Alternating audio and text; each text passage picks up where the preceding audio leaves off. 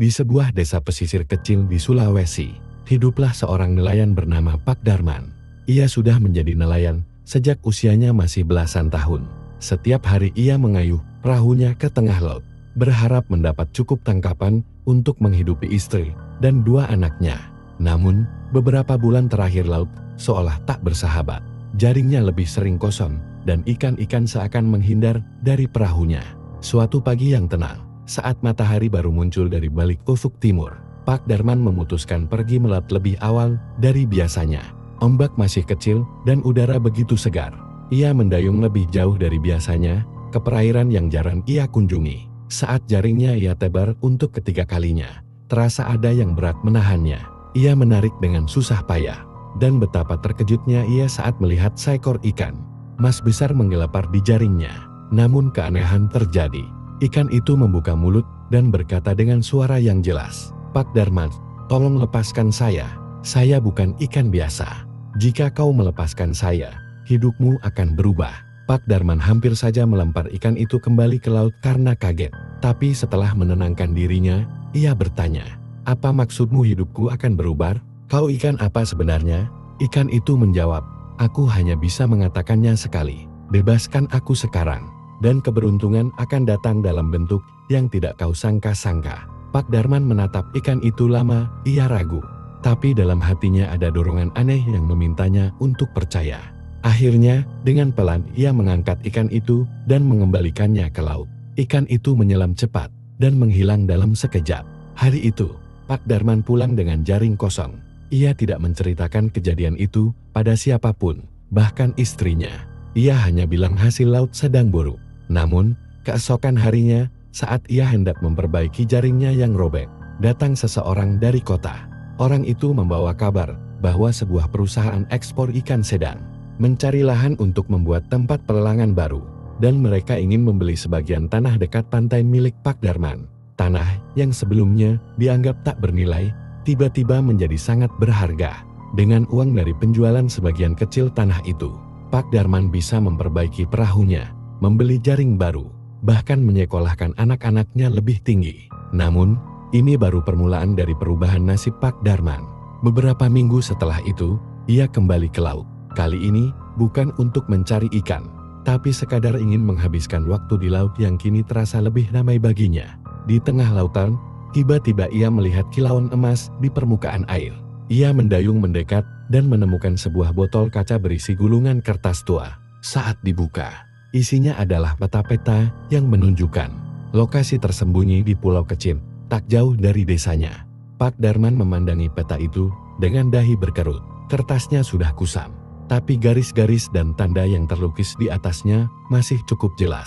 Di sudut peta tertulis dalam tulisan tangan yang melengkung, "Untuk yang membebaskan, jalan menuju keberuntungan terbuka." Kalimat itu membuat bulu kuduknya berdiri. Ia segera pulang dan menyembunyikan peta itu di dalam laci perahunya. Malam itu, ia tidak bisa tidur. Pikirannya terus memutar kejadian demi kejadian sejak pertemuannya dengan ikan aneh itu. Apakah ini bagian dari keberuntungan yang dijanjikan? Keesokan paginya, ia meminta izin pada istrinya untuk berlayar ke pulau kecil yang ditunjukkan peta. Istrinya sempat khawatir, tapi Pak Darman meyakinkannya bahwa ia hanya ingin menenangkan diri. Diam-diam ia membawa peta itu dan berangkat sendiri. Pulau kecil itu hanya terlihat seperti bukit hijau yang sunyi di tengah laut. Tak ada yang pernah benar-benar menjelajahinya karena tak ada sumber air dan tampak biasa saja. Tapi saat Pak Darman menapakkan kaki di pasirnya, ia merasa ada sesuatu yang berbeda. Angin terasa lebih hangat dan hutan di tengah pulau seperti menyimpan rahasia lama. Dengan mengikuti tanda di peta, ia masuk ke bagian tengah pulau. Di sana, ia menemukan pohon besar dengan batang melingkar. Di bawah pohon itu ada batu datar berbentuk aneh. Ia mulai menggali di sekitar batu, dan tak lama kemudian, cangkulnya menghantam sesuatu yang keras. Petinya kecil, tua, dan berkarat, tapi masih terkunci rapat. Setelah membukanya dengan susah payah, matanya terbelalak. Di dalamnya ada beberapa gulungan kain halus berisi koin emas kuno, perhiasan, dan surat-surat tua yang tampaknya berasal dari masa penjajahan.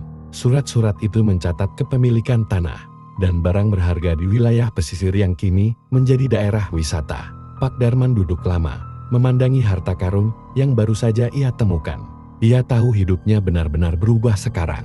Tapi yang belum ia ketahui, perubahan ini bukan akhir dari segalanya. Saat ia kembali ke perahu, dari kejauhan, di antara riak ombak, ia melihat seekor ikan mas besar melompat sebentar ke permukaan, lalu menghilang lagi ke dalam laut. Tanpa berkata-kata, ia hanya mengangguk pelan, seolah berterima kasih. Namun malam berikutnya, saat ia memeriksa kembali isi peti, ia menemukan selembar kertas kecil yang tidak ia lihat sebelumnya. Di sana tertulis, "Harta hanyalah awal. Ujian sejati datang setelah kau mengenal arti kehilangan." Pak Darman menatap tulisan itu lama, dadanya mulai terasa berat. Sejak membaca pesan itu, Pak Darman menjadi lebih waspada. Ia tetap melanjutkan hidupnya dengan sederhana meski kini berkecukupan.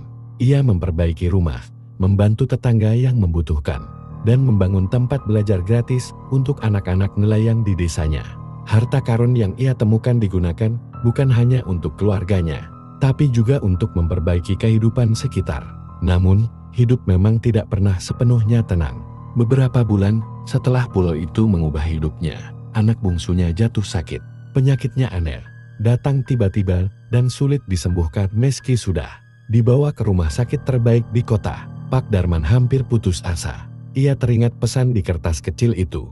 Ujian sejati datang setelah kau mengenal arti kehilangan.